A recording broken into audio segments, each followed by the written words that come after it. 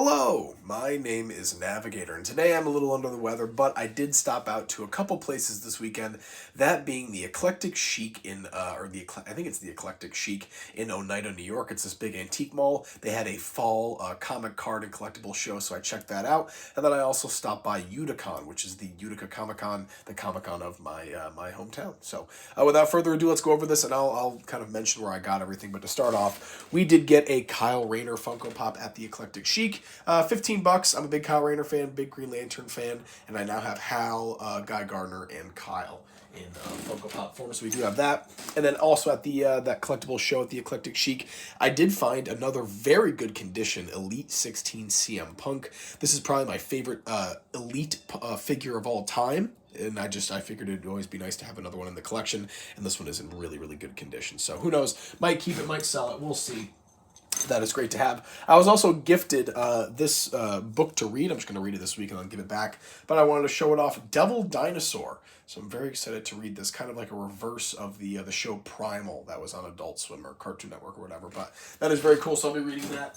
And then we'll go through all of the comics that I got, and then we'll get into the good stuff, which is the figures. But we do have the question number 17, which is the first appearance of Rorschach in the DC Universe. I was also fortunate enough to meet Bart Sears, who did a lot of artwork for Justice League Turok, Justice League Europe, and I commissioned this really cool Guy Gardner drawing from him on this Justice League cover. I grabbed it because I figured there was going to be a whole bunch of white space on here that you could draw on, and that Guy Gardner is just incredible, and you can see Guy just down there at the bottom, but that is just super cool.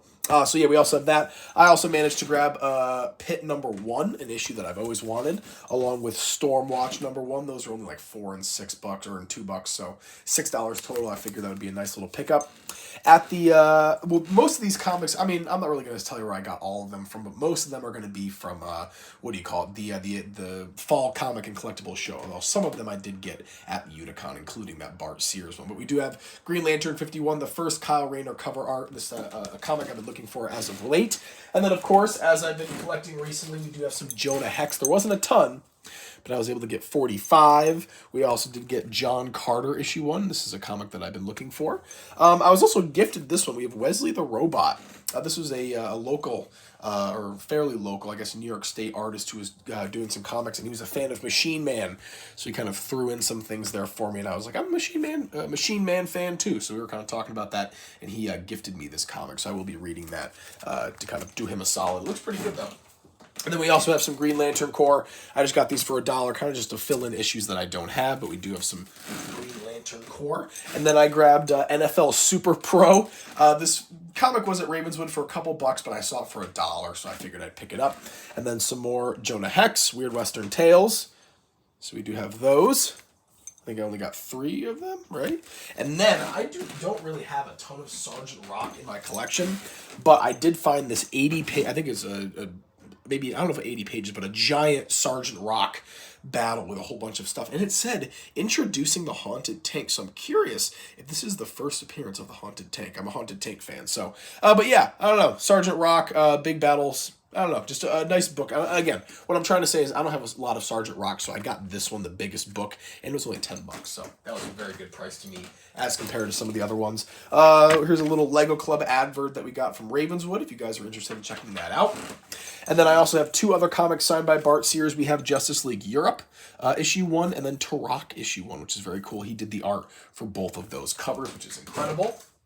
What else do we have? These are all going to be ones that I got from the Eclectic Chic, so I'm just going to go over them. We got Marvel vs. DC 1, Green Lantern, JLX, another Amalgam Comics issue 1, Kingdom Come number 1, which is really cool, the first appearance of Magog, Justice, or League of Justice, which was an Elseworlds comic, kind of like a medieval one, random Suicide Squad issue that I thought looked cool, some more Suicide Squads, just some older ones.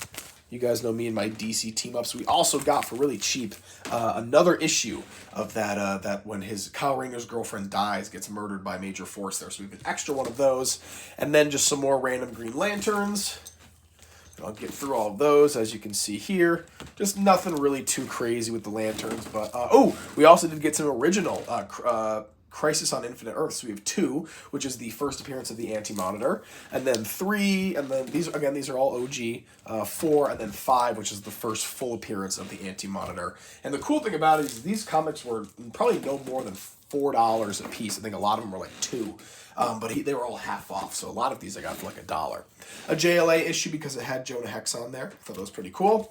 There's a random comic that actually goes for like $20-$30, but the Captain's Jolting Tales. This is like super violent, random series of comics. I'm going to throw that stack on the ground. And then I have, what is this, Darkhold 5, because it was a cool Punisher cover. Green Lantern Renegade, the start of that Renegade series. Green Lantern Core Quarterly #1. The Savage Dragon #1, which I think I already have, but for $1.50 or whatever it was too good not to pick up. Green Lantern 26, Green Lantern 27, and then Green Lantern 28, and this is the entire Evil Star Rising storyline, so that's only 3 of them. And then there's a really old Justice League issue that was pretty beat up, and I got it for, $1.50.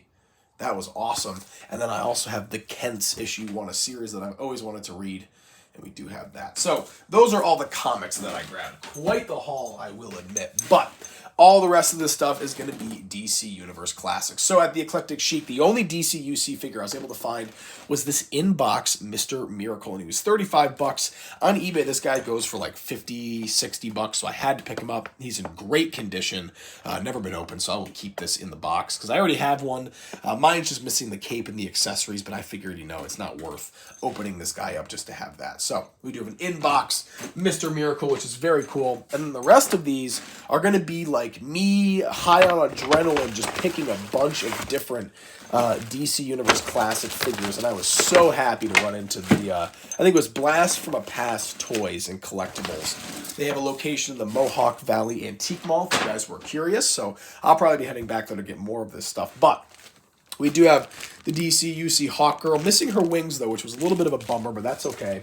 And then we have Lex Luthor in his his big suit thing.